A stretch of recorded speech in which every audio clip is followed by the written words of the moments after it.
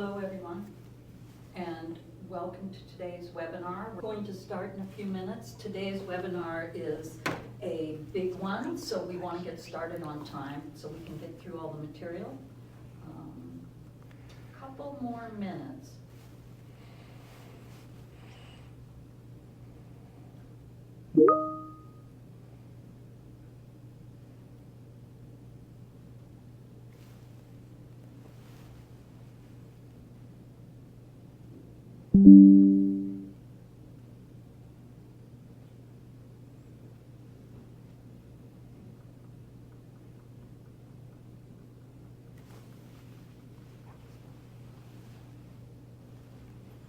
Okay, everyone, we're going to get started because, as I said earlier, we've got a lot of information to get through. Thank you for joining us for today's webinar on solving the current replacement value riddle. Today we are going to have Bill Roth and Aidan Townsend from Roth IAMS presenting. We will be taking questions at the end, so please put your questions in the chat. We will also have poll questions throughout, so we would appreciate your input on those. And then, of course, our survey at the end, which is what always helps us bring you better webinars. So let's get started. I'm going to turn it over to Bill Roth. Awesome. Thanks a lot, Amanda, and thanks again to everyone for joining. Thanks, everybody. Thanks, Amanda, and thanks for joining us today on our latest webinar, Solving the Current Replacement Value Riddle. This one's going to be a little heavy, so I hope everybody out there are all as big a data nerds as Aidan and I are, because we're going to go pretty deep into current replacement value, which is an important part of facility infrastructure asset management. So first, real quick introductions. That's me. I'm Bill Roth, President and CEO of Roth IAMS, co-founder of Slam Technologies. I've been in and around facility infrastructure asset management across North America for about 30 years and very heavily involved in a number of industry associations to try to figure out what are the hot topics, and certainly CRV has been one that we've heard a lot about over the last little while. Aidan. Hi everyone, I'm Aidan Townsend. I'm a practice lead here at Roth IAMS on the data management side. About 30 years of experience in this particular industry, design, condition assessments, etc. And working with everybody to work on capital plans and reporting. So CRV, obviously, really important as part of the planning side of things as well. I'll pass it back to Bill. Thanks, Aidan. So for our agenda today, we're going to start, and Aidan and I are going to kind of pass back and forth over the course of the webinar. Start with why does CRV matter? Go through the four common methods, certainly not the only methods, but in our experience, sort of the most common methods for calculating your current replacement value.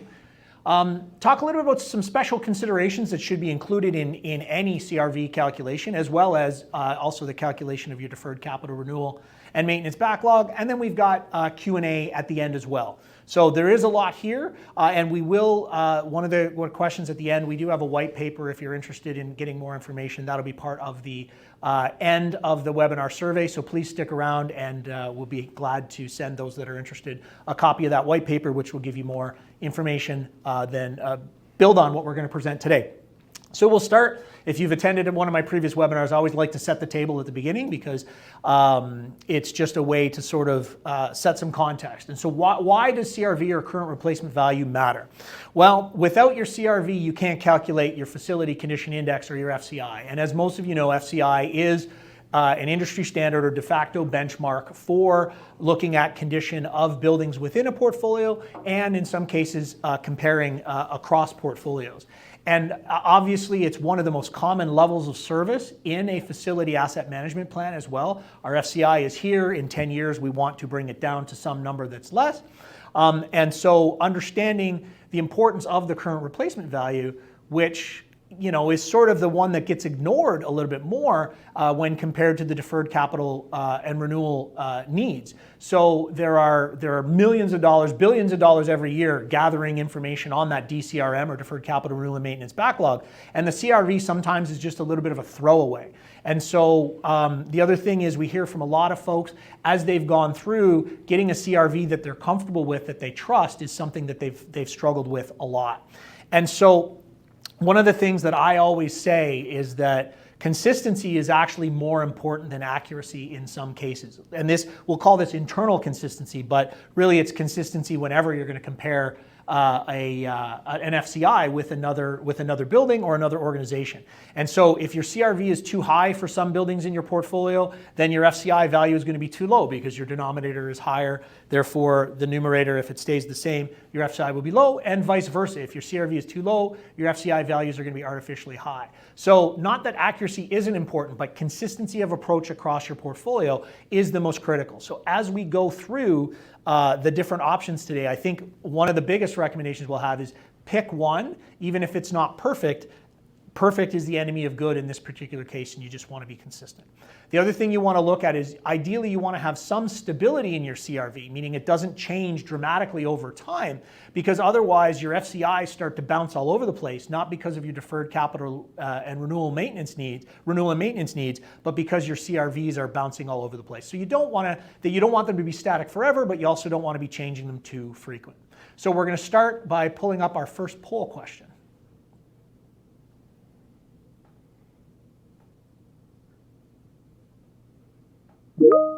Just bear with us for a moment. Okay.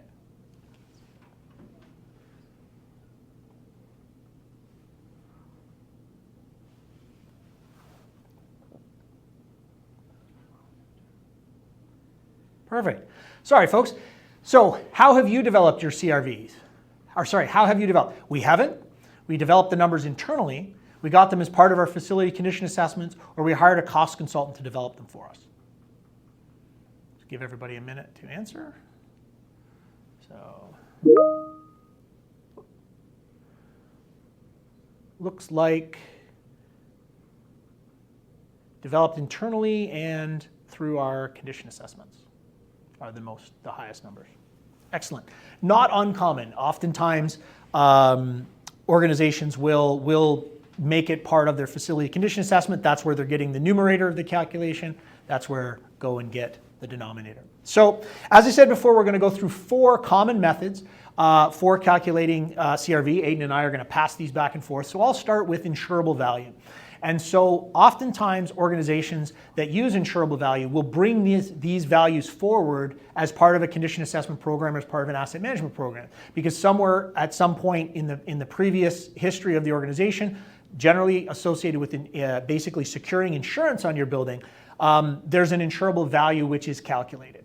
So it's usually based on an industry standard cost guide, something like a Marshall and Swift, and it can be very detailed and building specific if it's done in this sort of standard typical way. So it can be very, very accurate for an individual building. And these numbers often are floating around somewhere within an organization, often in finance or the department that is responsible for insurance. So if you already have these numbers and they're already being used in other areas of your organization, there's no real need to reinvent the wheel. There's no costs associated with developing it. You have those numbers, you're using them in other aspects of your business, so why not use them in your asset management? Well, there are a few reasons, and one of them is oftentimes these numbers have been floating around an organization for years or decades, and nobody really knows how the actual original numbers were calculated. And oftentimes buildings are brought online over multiple years, so is there knowledge within your organization to know that the numbers were calculated across your portfolio using a similar methodology? When was the last time they were increased or inflated over the years? Have the numbers been inflated every year? Has it been done consistently? And then also, has there been additions or updates within the building, even just adding new elements or upgrading elements that have been integrated into those insurable value calculations? Also, typically insurable values are only available for facilities. They're not often done for the surface and subsurface infrastructure, which if you have a campus site, you're also going to want to look at what those needs are, what those replacement values are. So when should you use the insurable values? When you have the numbers, for sure. Like I said, this is quick and easy. If your finance department has them, then go with them. However, you do want to dive in and understand, do you know how they were originally calculated and how they've been updated over time, and have they been kept current based on changes in those buildings, because that's where you can start to drift away from that accuracy and that consistency, which, as we said before, is important to understand and leverage the method you're going to use. So I'm going to hand it over to Aidan now, who's going to go through our next two methodologies. Hi everyone. So the next thing we're going to talk about is the simple square foot method, and really this is designed when you have buildings that you can really easily categorize by type. So again, we would come up with a square footage cost based on the type of building, based on construction type for that building. And then really it's simple math applied to the size of the building times that square footage cost for that particular building type that you're using. With this, you could have a few different building types, and you just apply those different square footage costs to each of the building types in your portfolio. This is really useful when, again, you don't have another method for CRV. It's easy for people to understand. You say this building cost me $350 a square foot, and it's this many square feet. That's how we come up with the value. So it's very easy for people to understand that. So here we've got a little bit of an example of how you would do this, right? So we've got an elementary school that's $250 a square foot. If the building's 50,000 square feet, your CRV is $2.5 million. If the building's 65,000 square feet, you're $16.2 million for that CRV. In here, again, as I said, we've got different building types. So we've got a secondary school. In this case, the square footage cost is a little bit more. So $400 a square foot, and we get a CRV of $60 million. Or an administrative building, again, no classrooms, right? So more spaces, et cetera. $550 a square foot for this. We get $41 million for the CRV for this particular building. So the challenges here, again, depending on the number of building types that you have within your portfolio, you could end up with having to have too many square footage costs. You also need to have accurate building sizes. We all know that some buildings were built 100 years ago. You don't have drawings. Maybe areas haven't been accurately measured. If you have different design and construction types, so like we talked about, depending on the method of construction that you have for your building, you want to make sure that you have those costs for that. And then again, if you have buildings that were built originally, at some point they've got different years of additions. Those different years of additions have different construction methods or different codes or things applied to them. This really starts to be a little more complicated. Also, we have to make sure that we know how those unit costs were developed. There are cost guides that can be used to help that, but again, it's keeping track of that, knowing how that was done. And as our little graphic shows there, you can't just spitball and pull the numbers out of the air. There should be some sort of methodology behind it. So when can you use it? Again, as we talked about, if in your portfolio there are a few types of buildings that you've got that are fairly similar, or you can relate them to some category that you've come up with, similar design and construction standards that you've got, or if buildings are in a geographical area that are similar, and really where this comes from, municipalities, school districts, housing, et cetera. Prior to coming to Roth IAMS, I worked in the K-12 sector. The way we did CRV there was the building was a certain size to house a number of students. Each student needed a certain square footage for their space, and then there was a square footage cost based on the number of students, right? So it was 300 students, each student needs 100 square feet, so that determined the size of the building, and then there was a cost per square foot for that, and that determined the CRV of that building. So another method we're going to talk about then is sum of the parts. And sum of the parts is, I would say, probably one of the more common methods that people use. And really what this is, it's just a total of all of the element replacement values that are comprised of constructing that building. So in our example here, it's like, it's like building your car from parts. So, right, what are all of the parts that are used to make up your building, and what do each of those parts cost? The nice thing of this, it's based on real world elements within a particular building.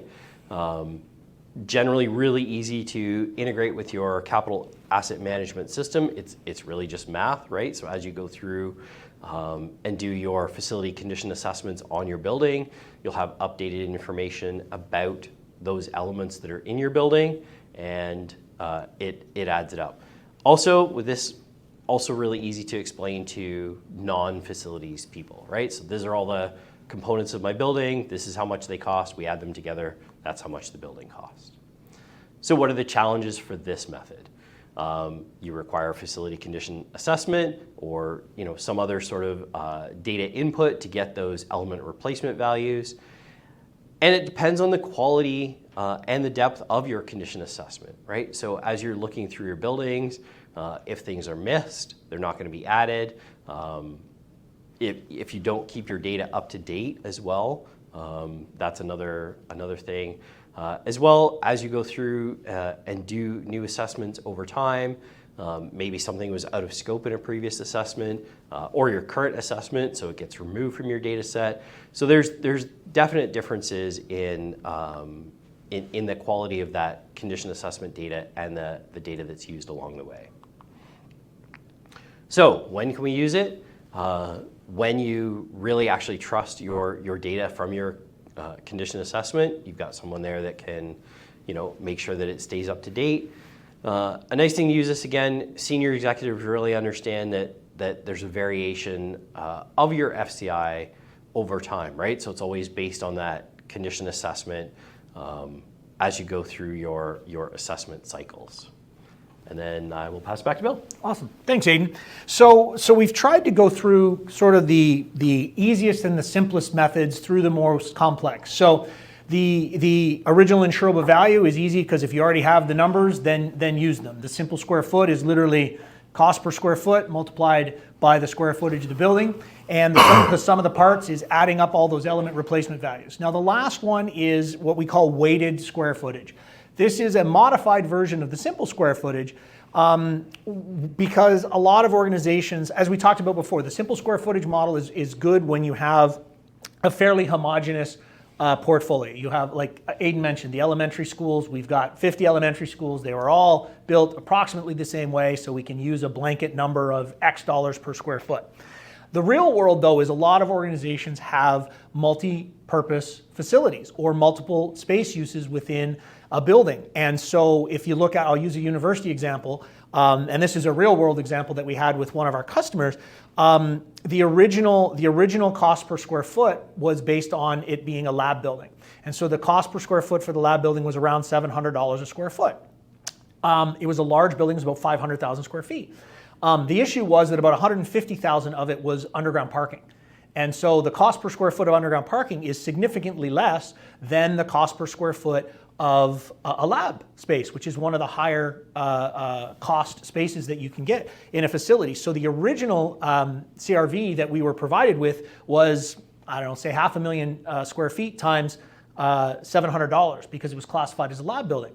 Well, when you take out a third of the building and you make it a parking garage, which is, say, 25% of the cost of a lab, all of a sudden the actual weighted square footage CRV drops significantly. And so we had to help explain and tell that story, but in reality, the number based on the weighted square footage was more accurate because, in fact, a third of the building was not lab space, it was parking garage. So if you have a portfolio where you've got multi-use buildings, then what you need to do is look at developing a unit cost per space type or per functional program. And here's just a simple example, again, kind of tying into that lab example. I didn't throw the parking garage in here based on the story I told, but ultimately you see you've got a classroom space. It takes up about 100,000 square feet, 175,000 square feet of lab, and 25,000 square feet of office. So in reality, the blended cost per square foot for that building is going to be $616.67, much different than any one of those individual values. So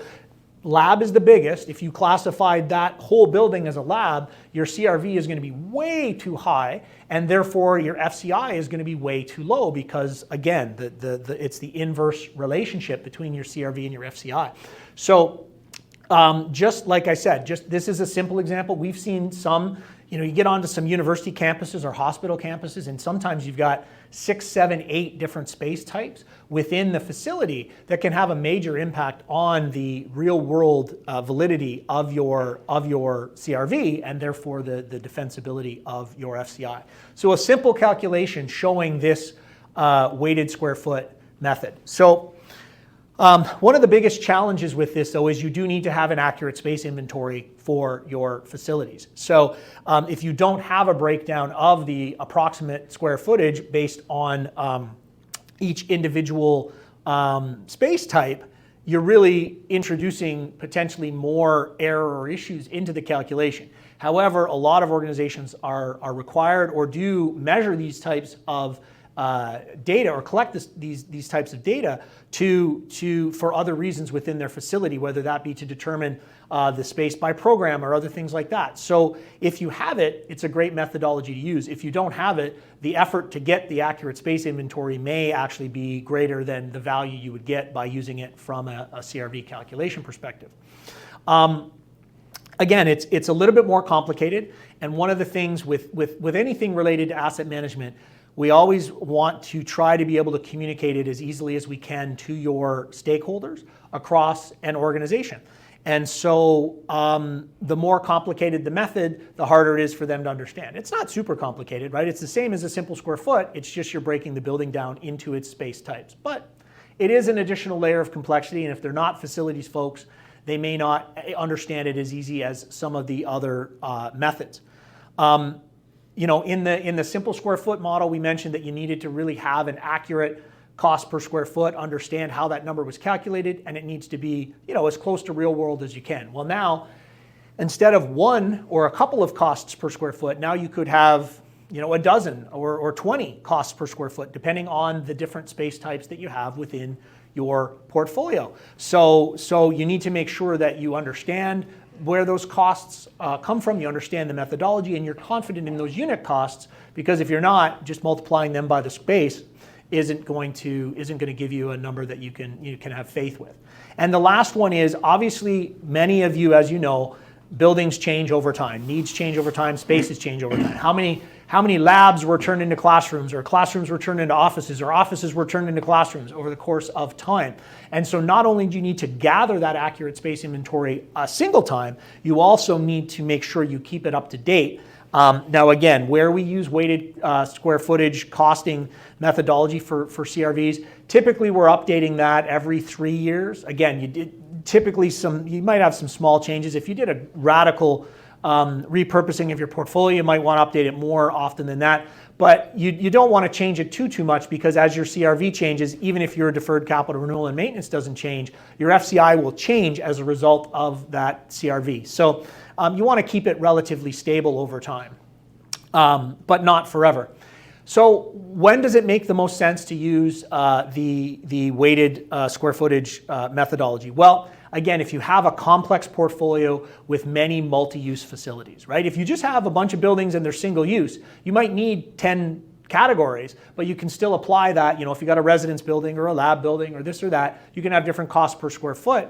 That really is the simple square footage methodology. But when you've got a building that's got lab, like I said before, right? Labs, offices, classrooms, maybe some residences, parking garage, all of those things, the simple square footage cost is not going to be relevant. As we saw before, right? We had 400, 750, and I think 500, and the average cost was actually 616 for that building. And so those are the exact type of buildings where this methodology makes the most sense. And so also, if you're already gathering accurate space measurements, then this is a great methodology to use, again, with those complicated multi-use projects. If you're not, again, you're going to want to look at, what is the value add of gathering that information, and how does that balance off with the cost associated with gathering it. So that brings us to the end of our 4 types. So we're going to go to our second poll question here, if we can pop that up. So for those of you that have CRVs, what method did you use? Insurable value, simple square footage, sum of the parts, weighted square footage, or another value. And if you did use another value, you'll be sent over to a secondary question to just let us know what other methodology that you used. So we'll open that up and hopefully get some results.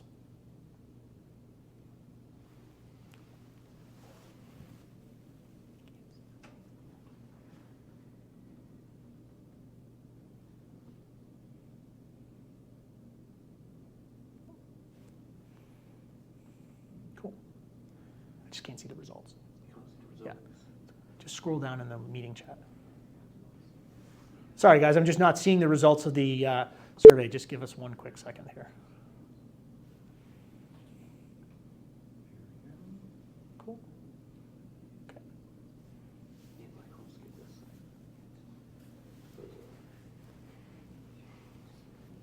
Oh. Just bear with us for a second. It's okay. There we go. Yeah. So just scroll down in the chat. Okay, all right, no worries. Thanks everybody. We'll get those results. We'll share those results a little bit later. Maybe Amanda, I'll get you to read them off when we get to the Q&A. So now we're going to move to special considerations. I'm going to turn it back over to Aidan. And these are things that no matter what methodology you use for your CRVs, you want to take them into account and make sure not only are they taken into account in the CRV calculation, but they're also included in your deferred capital renewal and maintenance calculation so that they basically are come out in the wash, if you will, from a facility condition index perspective, but things that you want to add or integrate into your calculation. And most importantly, if you have your deferred capital renewal and maintenance numbers from an FCA, what was included, what was added or considered in those numbers so that you can also add or consider them in your CRV. So Aidan, take it away. Again, so as we look at special considerations, things that we want to look at are things like regional factors.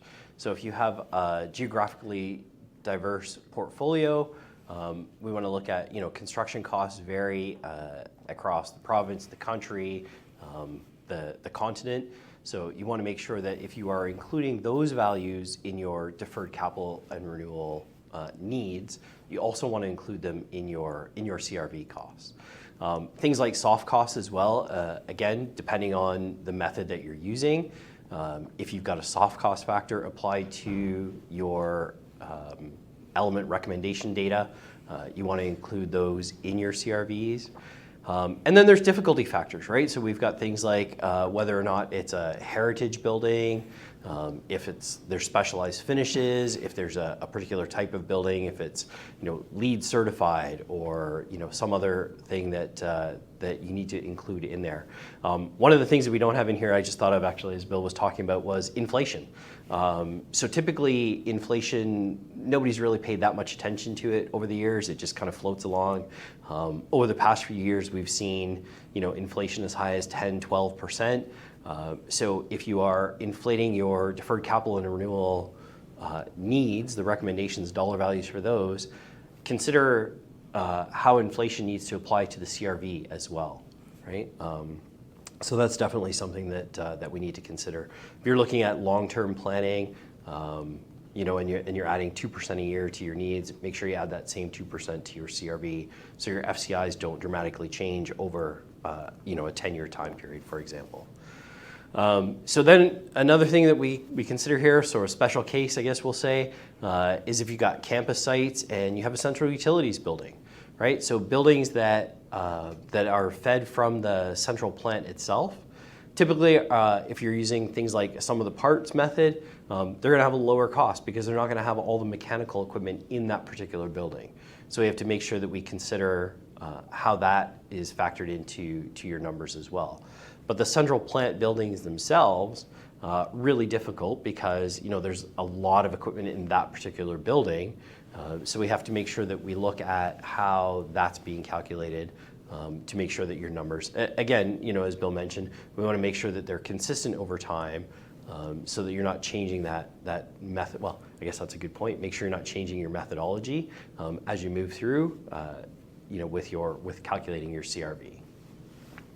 So then picking what's right for you. So there's lots of different options here, and I will pass it back to Bill. Awesome. Thanks, Aidan. And so, as I mentioned in the beginning, right, oftentimes, and less as time goes on, which is great, but certainly, a few years ago, CRV was kind of a throwaway. It was kind of a thing, oh yeah, geez, we kind of need that. And hopefully, over the course of the last, 30 minutes or so, we've demonstrated to you not only methodologies by which to potentially calculate your CRV, either by yourself or in collaboration with a partner or a consultant, but the importance of it and why getting the right CRV is important. And so, again, want to just look at, again, without getting into each individual methodology, but really just the four things or characteristics that you want to look at. And obviously, you want to look at your portfolio. How uniform is your portfolio versus diverse, both from a construction type as well as geography and other things like that. If it's very, very simple, it's all constructed around the same time, it's all constructed in a similar way, then some of those simpler methods are easier, whereas if it's a more diverse portfolio, then you need to look at the sum of the parts or the weighted square footage to get that better level of real world information. What data do you have? What information do you have in terms of your element replacement costs, your space calculations, what already exists? If you have insurable values already, do you need to actually even bother to do anything else? If your finance department has them, go get them, right? If they don't, then you've got to figure it out for yourself. Accuracy versus simplicity. Again, you need to understand that the purpose of an FCI is to tell a story, tell your asset management story. And so the CRV is part of that story. And you need to understand your stakeholders and the people that you're working with so that you can understand, okay, will they, can I explain this easily? Is it better for me to use a more simplified method because the people that I need to convince or leverage with this data, they want to keep it simple. So you need to understand your audience as well as with anything. And again, you want to try to look at how important is consistency over time for you. How often do you want to update your cost per square foot? How often are you updating your FCAs, which may impact your sum of the parts methodology? So again, make sure that you explain and that your stakeholders understand that there will be changes in FCI, not only because every year new deferred capital renewal and maintenance is coming in, but every so often you're going to recalculate your CRV based on changing conditions within the facility. So how important are all of these things? How real are all of these things in your portfolio? That's all going to come into play in terms of making the decision of which of these four methods or other methods as well. Like I said, this is not an exhaustive list. This is just sort of the main ones that we see our customers leveraging and using over time. But which one of those is right for you, or is there another methodology that you could use? Now, I will say we didn't get into this in this presentation, but in reality, if you wanted, you actually can build a CRV for each individual building using a cost guide like, say, Marshall and Swift or something like that, where it goes into very deep detail into each individual building and what is in there, what type of construction is there, what type of HVAC, what type of electrical, all of those sorts of things.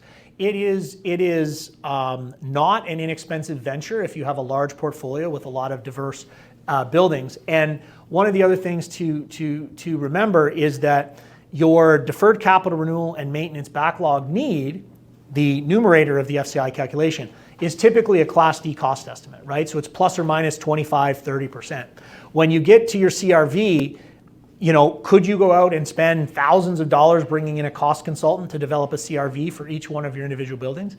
Yes, you could. Would it be more accurate? Yes, it would. But if the accuracy of your numerator is plus or minus 25 to 30%, having a more accurate CRV is, I would question if that's the right value. I can't answer that for you as an individual organization, but that would be the most complex.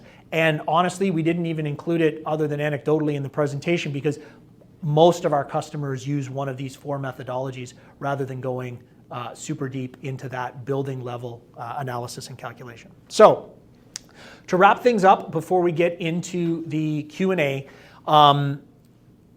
CRV, again, often taken for granted, often a throwaway, often a last minute, oh yeah, we didn't even think of that, but we can't get our FCI without it. It really has an important role to play in your asset management planning. If you want to use FCI as a benchmark, you need to take your CRV just as seriously as you do your deferred capital renewal and maintenance backlog needs. The good thing is that you spend a lot of money to go out and do a detailed facility condition assessment. The CRV methodologies are a little bit more cost effective to do, but they shouldn't just be a throwaway. It shouldn't just be an afterthought. Point number 2, consistency again is more important than accuracy. Anything you're going to do where you're going to compare building A versus building B, you want to have a consistent method for the calculation of your CRV. If one type of building is too high and one type of building is too low, you're comparing, watermelons and pomegranates. You're not comparing the same things to each other. So you need to understand within your portfolio having that consistency, and just as importantly, if you're going to go compare your FCI to someone else's numbers that are outside your portfolio, you need to understand not just how they got their deferred capital renewal needs, but also how they calculated their CRVs. Because if they're dramatically different than you, you're not making a proper comparison. And you want to pick the right method for your portfolio. You want to make sure that, again, based on all those criteria, what is the right criteria? And the last one, which we added in here, which is where I'm going to get to with our one more thing, is as you saw in the stream before the webinar started, and we continue to put forward and put out into the market, at Roth IAMS, we are, and you heard me say it, and you heard Aidan say it throughout this presentation, we did not say the word deferred maintenance over a period of time. We said deferred capital renewal and maintenance. That's just the term we're using, but we're really trying to move the industry off of saying deferred maintenance, because deferred maintenance is not, it's not representative of what the issue mainly is. The biggest dollar values associated with what we have called deferred maintenance for the last 30 years now is actually capital renewal. Way back in the 80s when people started using the term deferred maintenance, a lot of it was actually deferred maintenance. Because we've deferred so much maintenance over time, we've created this deferred capital renewal issue. And so to us at Roth IAMS, words matter, and we choose to use deferred capital renewal and maintenance. We don't really care what term you use, but we do want people to stop saying deferred maintenance. So, thank you very much. We're going to move to Q&A if there's anything in the chat, or if anybody, I think we can turn on mics if people want to. No, we changed the technology. We can't turn on mics. So we've got the opportunity for questions. And also, as we take questions, if you do want more thought leadership from us on other topics associated with facility and infrastructure asset management, just scan this QR code here when I put my hand down, and that'll take you to our thought leadership page where we have recordings of other webinars, blogs, white papers, presentations, conferences, information, and things like that. So are there any questions in the chat, Amanda? Could you maybe read those out if there are? Nothing yet. Nothing yet, okay. Well, we'll give everybody a minute or two to pose any questions that they may have. If there's anybody typing away, we don't want to cut them off too early, so just... We have one. Okay. How does construction cost escalation factor in the CRV? Does this factor include Bank of Canada inflation? So I guess really I'll start, Aidan, and then feel free to jump in if you have anything to add. So again, kind of back to that consistency is more important than accuracy. When you look at annual inflation costs year over year, you have to pick a number, and you need to make sure that that number is equally applied to your needs, the deferred capital renewal and maintenance needs, as well as your CRV. Historically, before COVID, inflation was almost a throwaway. It was just sort of everybody added 2 or 3% year over year because nobody really cared. Obviously, COVID changed that. Inflation rates are up and down and all over the place. And in recent years, I think it's safe to say we've moved away from like CPI or consumer price index and look more towards construction cost index because it's changed quite a bit, has it not? Yep, it has. I think we're about 27% total over the past 5 years. So a significant increase, over, as Bill said, historically 2% a year, but yeah, there are lots of sources for that. Yeah.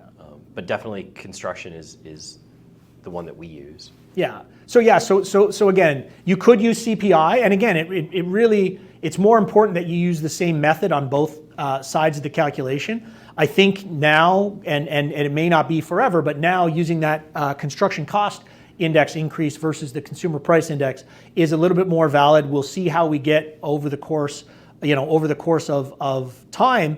I mean, honestly, if any of us could predict inflation, we'd probably all be in a very different business. So we just want to look at what makes the most sense. The other thing with inflation too, just on a note, is that one of the things you want to be careful of with inflation is chasing supply chain shocks. And that's sort of gone away a lot. But during COVID, there was a ton of supply chain shocks that caused massive swings in certain elements. Timber at the start of COVID, I think, went up like 400%, and then it dropped, and then it went up another 200%. HVAC equipment, electrical equipment, sometimes the costs, went through the roof, no pun intended. And when you're dealing with long-term capital planning, multiple years, 5 years, 10 years, 25-year capital plans, you don't want to chase those supply chain shocks because your numbers start to bounce all over the place, right? If all of a sudden you increase all your HVAC equipment by 48% for 1 year, and then it drops by 100% the next year, and then it goes back up again, the problem is because your stakeholders are not generally facilities folks and they're not aware of the volatility, they're going to start to question the validity of your numbers if they're bouncing all over the place. So it's important to factor in inflation. Again, our recommendation, use construction cost index numbers, which are also published, versus CPI for now, but also make sure that you don't chase those supply chain shocks so that your numbers are bouncing all over the place like a rubber ball. I think just one thing to add to that is from a consistency point of view, as you're updating your CRVs or just applying whatever inflation rate you do, be consistent when you do that in the calendar year, right? So don't do it in January 1 year and then April another year. So typically, we recommend at your fiscal year seems an appropriate time, right? So as you roll from one fiscal year to another, you apply that inflation and you carry on through there. So if you're going to look at updating your CRVs, whether you do it, if you're using some of the parts, you would probably do it annually because you're going to add inflation to there. If you're doing it every 2 or 3 years with another method, just be consistent as you go about that. Absolutely. Thanks, Aiden. We have a couple more questions in the Great. queue here. Awesome. Should CRV include soft costs, furniture, equipment, technology, AE fees? Technology in particular, certainly in my area, higher education, is becoming particularly expensive. I'll start, Aiden, if you're okay, and then jump in. So the soft costs that you include in the CRV should be the same soft costs that you include in your deferred capital renewal and maintenance needs. Because again, otherwise your soft cost factors will impact your FCI. So typically those are things that are not associated with labor and materials. So project management, design, contingency, those sorts of things. When you start to get into IT and other things like that, typically what we would see is that would become an element, that would become part of the replacement value of the building, the technology within the building, as opposed to a surcharge that would go on it, because you wouldn't necessarily assess those elements as part of a typical FCA. If you want to include them, you're going to need to include a forecast for what you're going to have to spend to replace those elements. But then you want them included in the CRV more as again, if we use the sum of the parts, it would be one of the parts as opposed to a specific soft cost fee. Otherwise, your CRV is going to be higher because that technology won't be in your needs, but it will be in your CRV, so your FCI would be artificially lower because the costs associated with that wouldn't be there. Yeah, so the other thing I would say, as you're looking at that, in the question they said, do we include furniture and equipment and things like that? So one of the things you have to consider is space type versus use, right? So if you have a building and you're replacing that building, but it's used for something else, would the equipment in that building be part of the building that you replace it with, right? So great example, a classroom versus a lecture hall, right? Lecture hall is basically a big empty space versus a lab, which may have a lot of equipment. So keep that in mind as well, which kind of ties into the weighted space type calculation as well. I know I've heard Bill say before, if you take the building and turn it upside down and shake it, anything that falls out shouldn't be part of that base building. So think about it that way. So those things that fall out are not part of your CRV. Yeah. And probably not included in the FCA either. Correct. Which would therefore, again, create an inconsistency between the numerator and the denominator. Technology, the challenge with technology is that a condition assessment is looking at failure-based replacement, right? It should last 20 years. We're going to replace it in 20 years. Because it will probably fail, or in the near term, there's observed issues, whatever. Technology is more based on obsolescence. So the schedule for technology change out is typically driven by different factors. So again, typically not part of a condition assessment, wouldn't be part of that numerator, so shouldn't be part of the denominator. I have seen people use almost a technology condition index where they have all the technology in the building and they have the replacement value associated with that, and it's all based on a regular schedule. We keep computers for 3 years, we keep whatever network equipment for 5 years, whatever it is. That's a little bit more simple and typically kept separate. In most organizations, it's a separate budget as well. So could you do it? Absolutely you could, but you need to make sure it's in the numerator and the denominator, and you're very, very clear with your stakeholders that it is in fact there as opposed to separate. Next question, Amanda. We have a question from Andy, which is, what method would you recommend for CRV calculation for underground infrastructure? Great question. So there's a couple of issues. There's a couple of key criteria for underground infrastructure. Typically, it's a cost per linear foot, right? And what you need to understand about that infrastructure is what type of infrastructure is it? And feel free to, if I miss one here, what type of infrastructure is it? What material is it made out of? What is the size or capacity of that pipe or that line?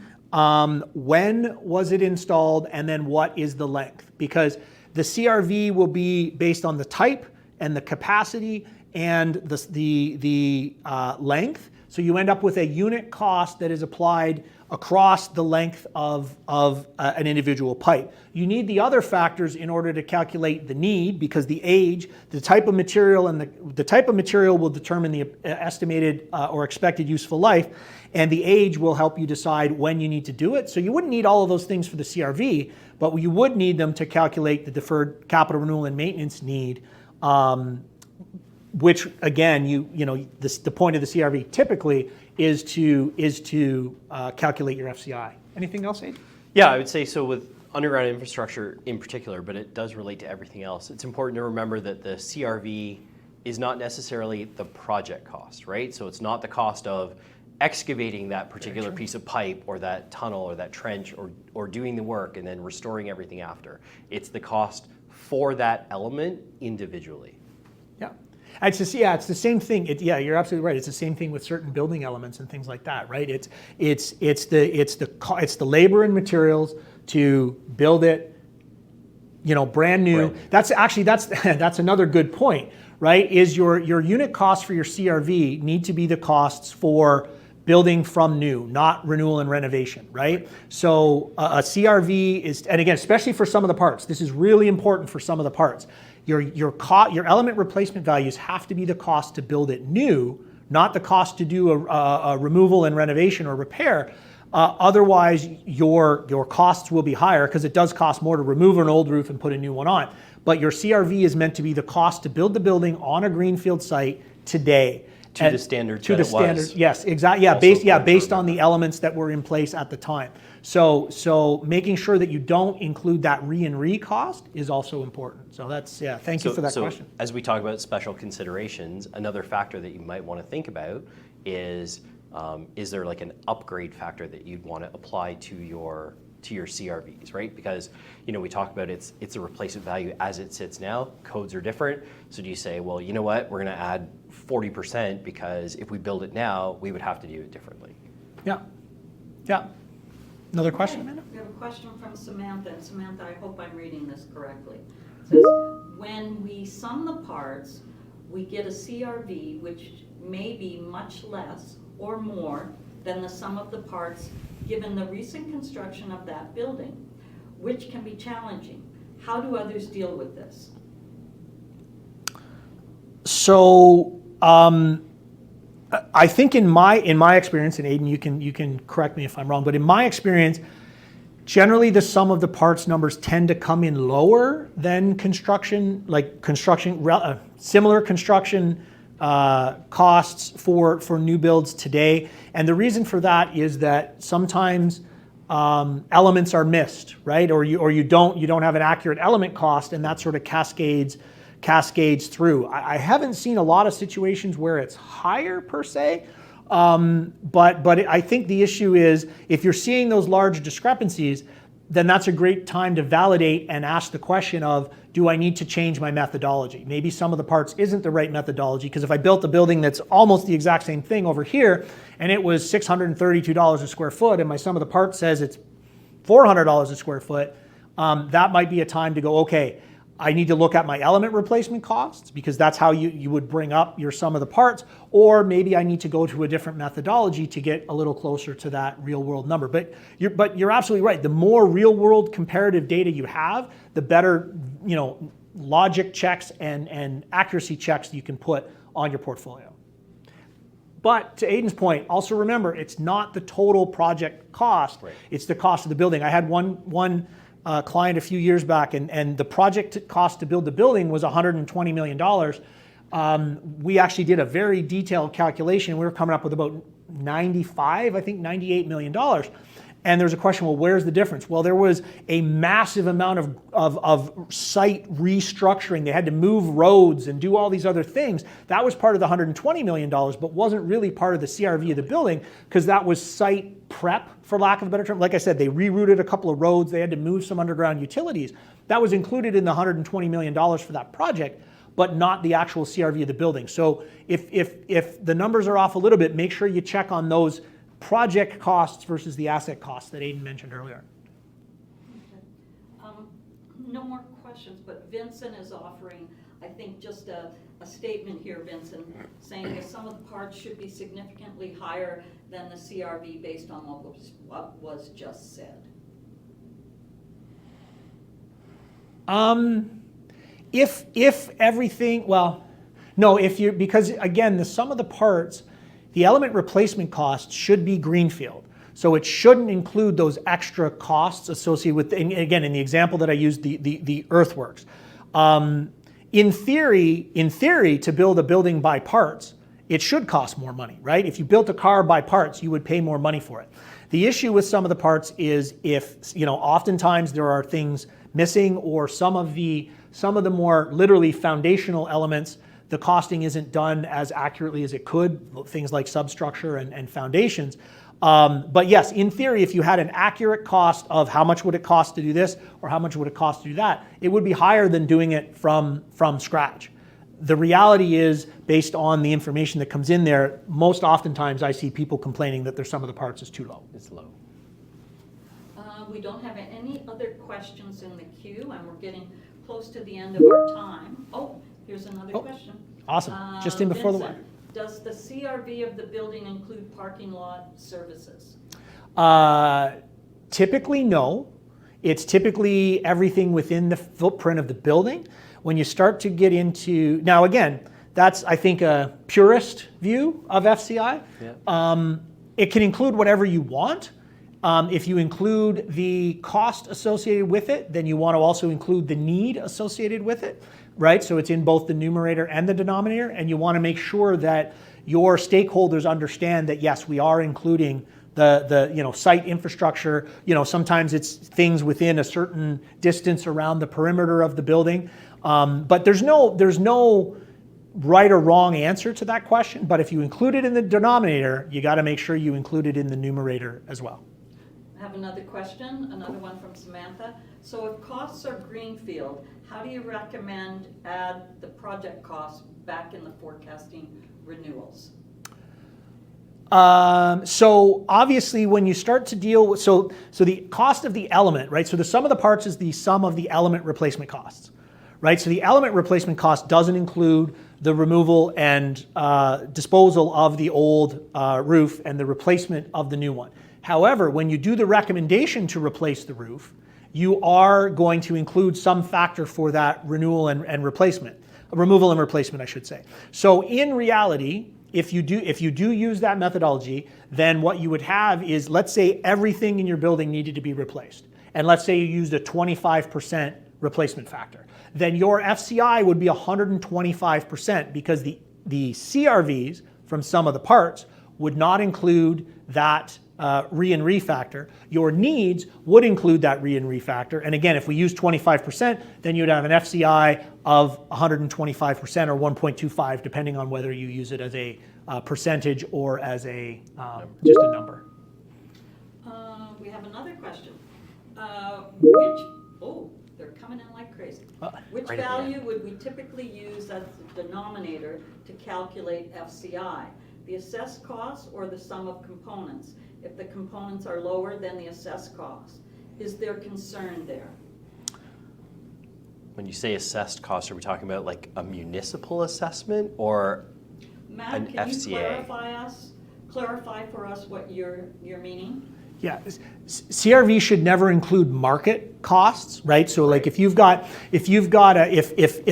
not the cost to sell the building, right? So if a building could have a CRV of $800,000, but you might be able to sell it for $1.5 million. So if that's the assessed, Matt, if that's the assessed cost you're talking about is like a commercial valuation, then you don't want to use value, because again, you want to talk fluctuations. Market fluctuations happen all over the board. So this is the cost to build it on any greenfield site anywhere within your geographic region. So you typically don't want to factor in those market costs, because those market costs are also not reflected in the numerator. Okay, another question. How do you account for support space, storage and mechanical rooms, and general use space like corridors in the weighted square footage method? You would have a unit, so I guess there's two ways. You could have a unit cost for that particular space type or those particular space types, or you could have a roundup factor, right? So you say, the usable space in the building is 85%, and then we have a 15% roundup factor for those other spaces. So again, it depends on how you measure the area of your building as well, right? Are you using net assignable space? Are you using BOMA standards? Are you measuring outside of the walls? So there's lots of different factors to consider as you try and figure out which one to use. Yeah. So simple. You have a unit cost for that type of space, or a true up factor. Either one. And again, there's not one way to do this, right? There's multiple ways, and the thing is to pick the way that works, be consistent, and communicate to your stakeholders which methodology you're using, what's in, what's out.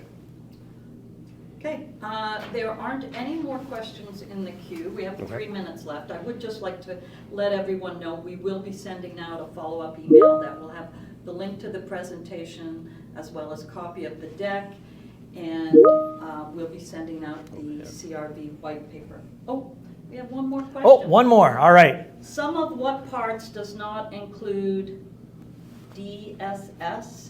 How would you deal with this?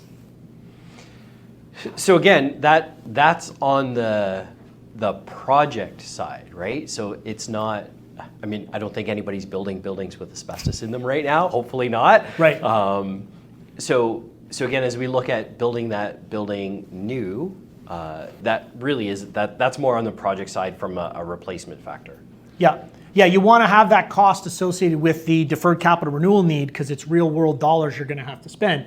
But again, unless you're putting that asbestos, and actually, to be honest, even if you did put the asbestos bag in, because there is in transite pipe, right? Sure. But it's just the construction cost. It's not the abatement cost. Whereas if you're going to remove it, you have to pay those abatement costs. So that's again another thing that would increase the value of the need versus the actual CRV. Okay. Those are all the questions. Excellent. And honestly, guys, after this session, this is our contact information. If you have any other questions, if you want to dive deeper into this topic, please feel free to reach out to either Aidan or myself. And really appreciate your time here. This webinar started because I was doing another webinar at a conference last summer, and we had one slide on CRV, and we spent about 20 minutes on that slide of our hour-long presentation because we got so many questions. So I certainly hope that this added value. We're going to pull up the survey. I guess the survey's up already, yes? So If you can please fill out the last few questions for us to let us know if this information was valuable to you, how we can get better. And again, if you do want a copy of that white paper, which dives into, I think it's about 5 or 6 pages, it's a pretty big white paper to kind of dive into each of these methods a little further, please just request that through the poll question. I think, Amanda, anything else? Or No other questions in the queue. Awesome. Well, thank you very much, Aidan. Thanks for doing this with me. Thanks for your time today, and have a great rest of your day, everybody. Bye-bye.